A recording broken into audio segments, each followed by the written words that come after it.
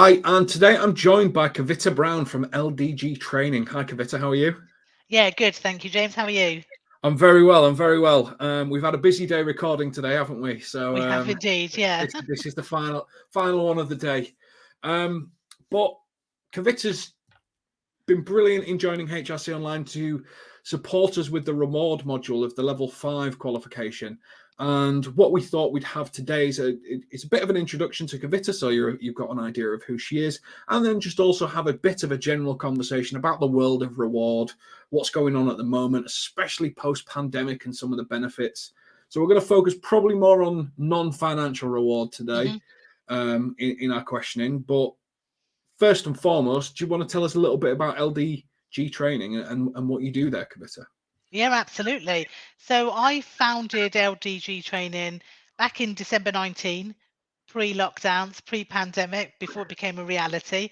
And I suppose I really founded it and wanted to do it myself because I wanted to prove that meaningful learning, interactive, engaging, fun learning can really have a positive knock-on of impact back into the workplace. So lots of different workshops that we specialize in and deliver, but predominantly my passion is that leadership, that development of your frontline managers. Coming from my people background, that's what I've always seen as a bit of a stumbling block. So really passionate about developing those frontline leaders, senior leaders as well, to really effectively deliver those people practices and policies. And you studied yourself CIPD qualification, I believe. Yes, I did. Yeah, many moons ago, level 7. I did. Yeah, absolutely. So completing my level 7 CIPD diploma, which was brilliant to study, brilliant to then put it into practice as well, and it further enhanced my knowledge and understanding of HR because my degree was in human resource studies with Okay. marketing. Yeah. So you've come together with us, and as mentioned, Kavita supported us with our reward module with some of her expertise from a qualification and training.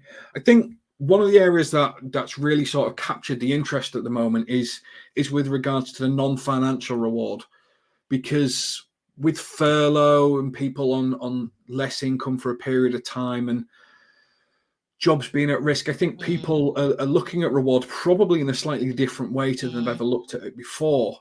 Um, how are you finding people, the conversations in the reward space in terms of what are people looking for from an organization, away from probably the financial elements? Yeah, I think you're right. Traditionally, it was very much focused on the salary.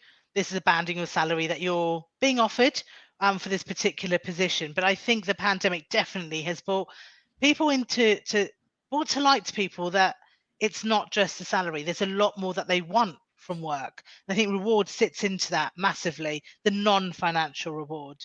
So organizations are now having to really think about what is it that employees want. And rather than developing, I suppose, a strategy that encompasses all employees, it's about looking at people, I would say, as individuals. And that comes back to those line management conversations and line managers having the ability to have those conversations to what matters to this individual. Is it that flexible working, the hybrid working? Is it the option of have working reduced hours? Is it, a wide range of alternatives that they can look at for non-financial reward? Would you say that hybrid working, flexible working is a reward, or is a non-financial, or is it more, I guess, just Yeah, a it's reason to work? interesting. Yeah, it's interesting, isn't it? Because I think perhaps pre-pandemic we probably would have thought that would be a reward, that oh, I can work from home on Friday to complete this project that I'm doing, and we see it as a bit of a perk. But I think the pandemic, and more recently will be interesting to see how it progresses, has really shown people that actually it's not a reward, it's a necessity. And actually, it's something that I want. And I know when you look at the recruitment that's out there at the moment and the jobs that are available at the moment, the ones that aren't really openly stating hybrid working, flexible working, etc., are the ones that are really struggling to recruit and attract that talent.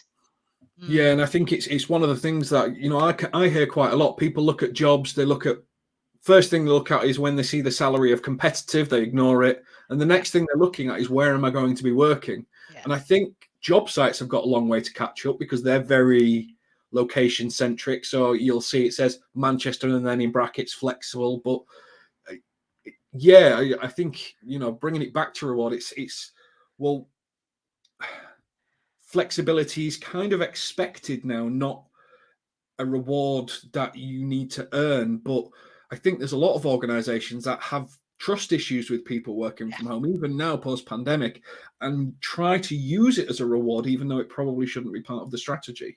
Have you had Absolutely. any, in your leadership experience, have you had to support anyone in sort of changing their thinking about flexibility and working hours not being a reward package, but being a necessity? A necessity, yeah. So my example I can give is pre-pandemic, really.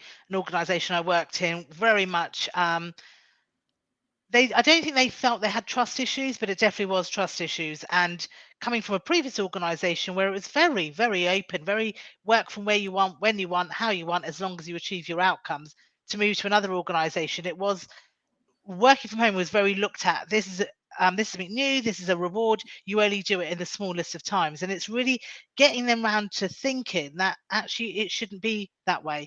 People are different. We can't expect people to work Monday to Friday 9 to 5. Some people work really well from 2 o'clock in the afternoon until late at night, as an example. And if we truly want our people to succeed, and ultimately want the organization to achieve, we've got to add in that flexibility. And I don't think we can call it, you're right, this is now a reward that you can work from home every Friday. I think people are expecting it and demanding it. So I'm going to move towards sort of our main question, and I'm going to put it on the screen so that people can see it as we're talking. But I guess what types of non-financial rewards should organizations be looking to invest in? And it connects very well to the reward module and one of the learning outcomes, which is 2.3, which is a recommendation for improving the reward packages and approaches in organizations. But from your experience, a cycle to work scheme now probably doesn't seem that exciting a reward.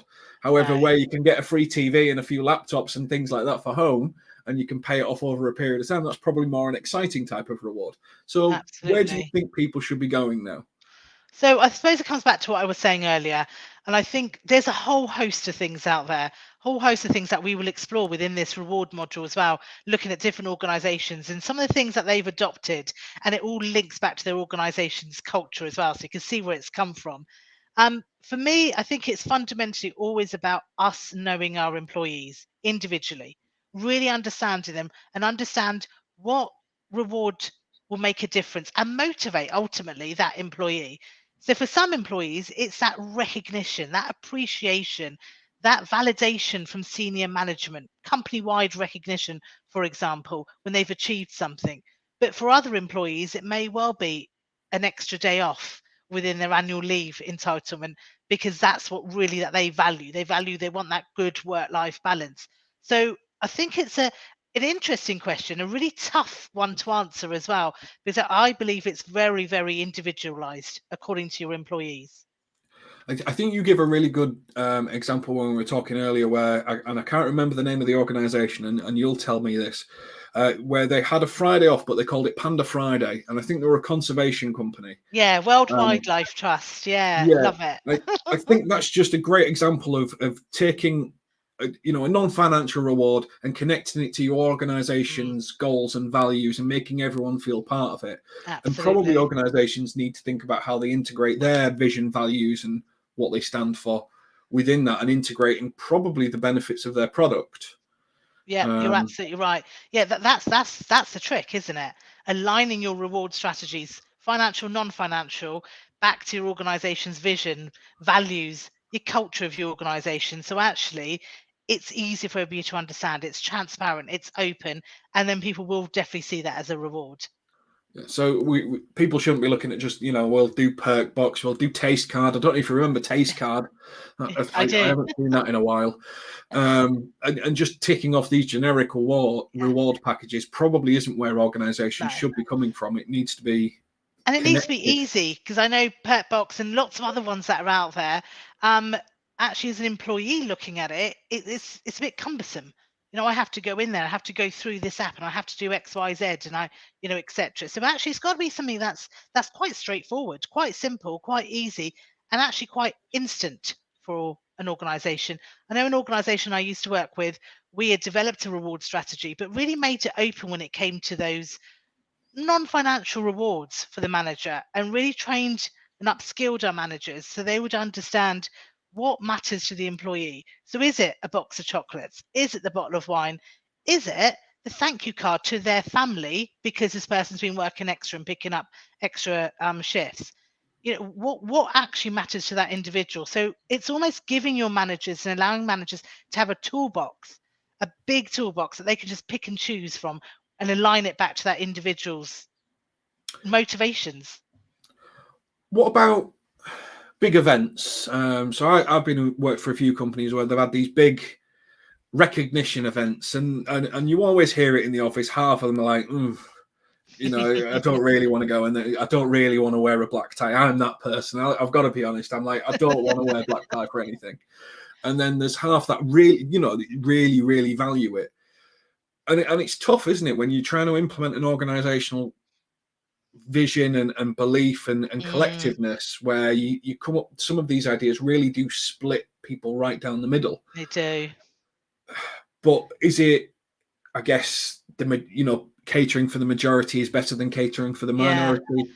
I think again, it's I'm all for the big award ceremonies and really recognizing people publicly and company wide. I really do feel it makes a difference. But I think for organizations, it goes back to the culture for me of an organization.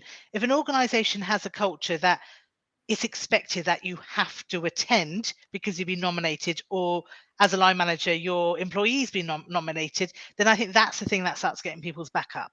So I think it needs to be quite open. There are some people that don't want the limelight, don't want to be on that stage, accepting an award or their name up there. That's fine. We can still nominate them, but they may not have to attend. But I think it's when there's that underlying kind of almost that culture that pressure almost, isn't it? Yeah, that won't work. That is not meaningful whatsoever. And it doesn't make someone want to give their best because they don't want to be up in front of people. Absolutely. But I guess that's why you need a toolbox, isn't it? People can be put forward for these things if it means something to them, or they can be given an extra day off on their birthday or something like that. These are the types of things organizations do. But I guess it's just a case of finding a balance. It is, when these organizations and it's not easy. It's not easy. And CIPD will always say that as well. It's not easy. It is difficult because any reward strategy, I think, has to be really flexible, really dynamic, really changing with what people want, because people's needs, expectations, wants, desires, wishes will constantly change as well. So it needs to be something that's really flexible, really dynamic. Yeah, and I think especially at the moment, the world is just in a constant change cycle, isn't it? Never have we had to get more used to change than we do now. Absolutely.